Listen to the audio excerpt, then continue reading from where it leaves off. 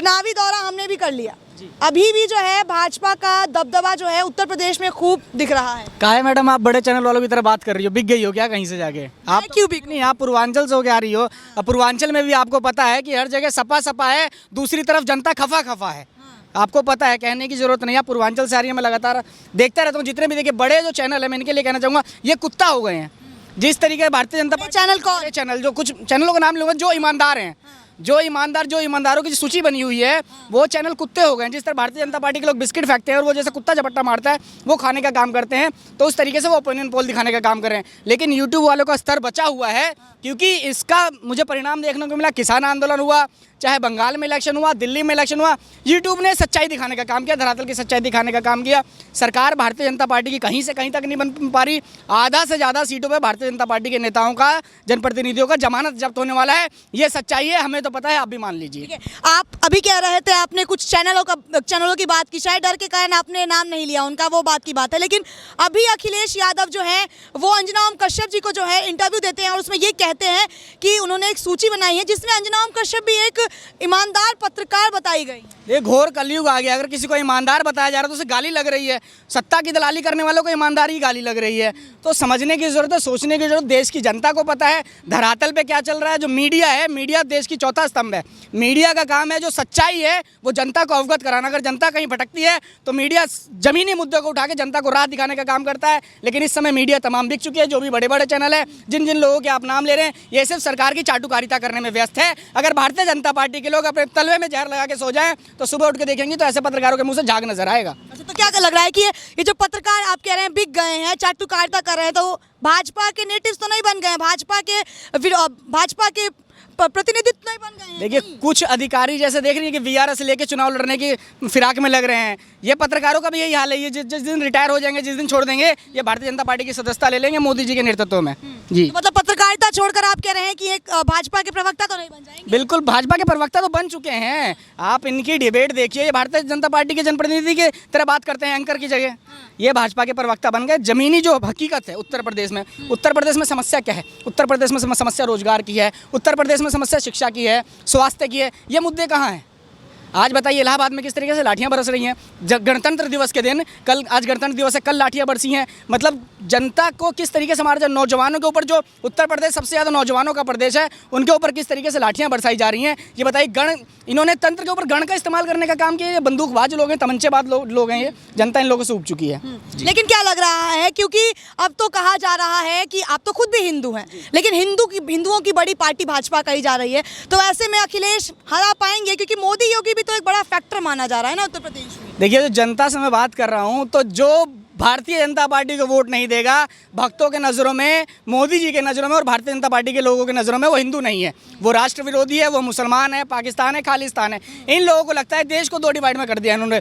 जो मोदी के साथ है वो भारत के साथ है, जो मोदी के खिलाफ है, मोदी के विचारों के खिलाफ है, मोदी के जन विरोधी नीतियों के खिलाफ है, वो इन्हें पाकिस्तानी और कट्टर हिंदू तो बताते हैं। मैडम, ये हिंदू मुस्लिम किसी के नहीं है, ना तो हिंदू के हैं ना मुस्लिम के हैं। जाति से मेरा नाम ठाकुर है, ना ये ठाकुरों के हैं, ये बनियों की भी नहीं है, ये पूंजीपतियों के लोग हैं। जो हम दो हमारे दो। आज देखिए, उत्तर प्रदेश, पूरे देश में लॉकडाउन लगा, देश की आर्थिक स्थिति एकदम नरक में जा चुकी है। लॉकडाउन क्या मोदी जी ने जानबूझ के लगाया था क्या? चाहूँगा लॉकडाउन मतलब आपदा में तो अवसर से तलाशने वाले मोदी जी हैं हमारे। लॉकडाउन के समय जो देश के जो ये पूंजीपति लोग हैं, इनकी सूची कितनी ऊपर जा रही है, और गरीबी रेखा में 5 करोड़ लोग और ज़्यादा गरीबी रेखा के नीचे आ गए हैं। तो बताइए किस तरीके का लॉकडाउन है कि गरीब आदमी और गरीब आपदा थी इसलिए गरीब। अच्छा, आर्थिक जो स्थिति पे प्रभाव पड़ा वो तो आपदा का असर है, इसमें मोदी जी आपदा का असर है। तो आपदा का असर सिर्फ गरीबों के लिए है, अमीर कहाँ से पैसा कमा लेगा आपदा में? ये सब मोदी जी की जो पूंजीपति नीतियों मतलब जुमला के लिए। पूरा जुमलेबाज तो हमारा प्रधानमंत्री हैं साहब। जुमलेबाज काम नहीं हुआ है, एक्सप्रेसवे बना दिया, उत्तर प्रदेश को स्मार्ट सिटी बना दिया, कह रहे हैं। है ना, मंदिर बन रहा है, इससे बड़ा कोई काम नहीं है। मंदिर बन रहा है तो लोग, क्योंकि अमित शाह, वो मंदिर भी मोदी जी नहीं बना रहे, ना भारतीय जनता पार्टी बना रही। मोदी वो मंदिर सुप्रीम कोर्ट बना रहे हैं, लेकिन मोदी उसके नाम पे वाहवाही लेने का काम करते हैं। मैं देश की जनता को बताना चाहूँगा कि अगर राम जी ने किसी का भला किया है तो भारतीय जनता पार्टी का भला किया है। 2014 में उनका भला किया, 2017 में उनका भला किया, 2022 में भी उनका, 2019 में उनका भला किया। लेकिन ये समझ चुके हैं कि उत्तर प्रदेश की जनता, देश की जनता समझ गई है कि राम के नाम पे वोट नहीं मिलेगा। राम को इन्होंने बेचने का काम कर दिया। अब ये शिव के पास चले गए, अब ये बाबा विश्वनाथ के पास जा रहे हैं। तो शिव तो शुरू से ही समाजवादी रहे हैं, शिव ने तो शुरू से ही, मतलब केवल भाजपा ही है जो भगवान का नाम ले रही है चुनाव के दौरान, और कोई पार्टी नहीं है? भाजपा ही देखिए, जो धर्म है, जो भगवान है, वो हमारा आंतरिक मामला है।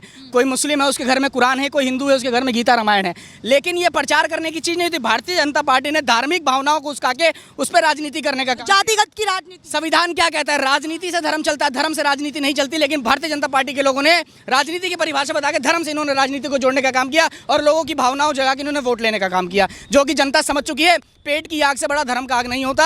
जिस तरीके से इन्होंने 5 किलो अनाज देके और 1,000 रुपये सोच के इन्हें लग रहा है कि उत्तर प्रदेश की जनता इन्हें वोट देने का काम करेगी, अगर ऐसा होता तो आज योगी आदित्यनाथ को गाजियाबाद में और देश के गृह मंत्री को अमित शाह में डोर टू डोर प्रचार करने की जरूरत नहीं पड़ती। इनको पता है कि इनकी जनप्रतिनिधि डोर टू डोर प्रचार कर रहे हैं, जनता के बीच जा रहे हैं तो तकलीफ है। अगर जनता के बीच नहीं जाते हैं तो आप ही लोग सवाल उठाते हैं कि जो है भाजपा के बड़े बड़े नेता जनता के बीच में। मैडम 5 साल में क्यों नहीं गए? 5 साल में क्यों नहीं गए? इनके अखिलेश गए, इनके नेता, अरे बिल्कुल गए, अखिलेश के नेता गए, अखिलेश के हम लोग अखिलेश के नेता गए हैं, अखिलेश के जो जनप्रतिनिधि हैं वो गए।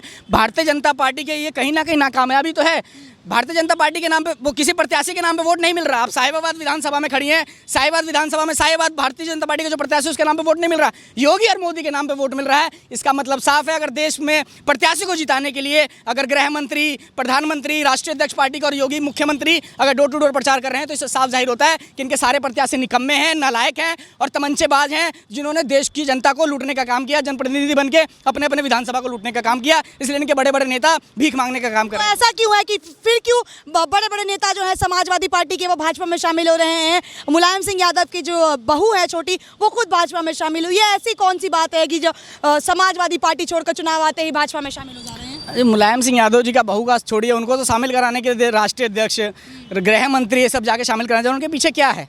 ये तो अच्छा है, परिवारवाद खत्म कर रही है समाजवादी पार्टी। और भारतीय जनता पार्टी को लोग कहते हैं परिवारवाद खत्म, परिवारवाद जो जनता कहती थी, जो मीडिया कहती थी कि परिवारवाद था, उस परिवारवाद को खत्म करिए। आज अखिलेश ने किसको टिकट दे दिया? अपने परिवार में टिकट नहीं दे रहा किसी को।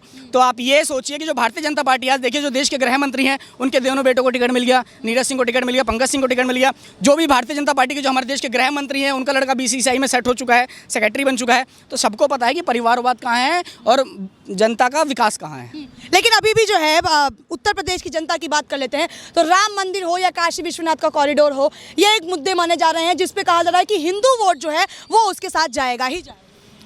मसला मंदिर का नहीं है, मसला रोटी का है, मसला रोजगार का है। नाम पे धर्म नहीं, धर्म तो बहुत पवित्र चीज़ है। भाजपा ने धर्म को पाखंड में बदलने का काम किया है जी।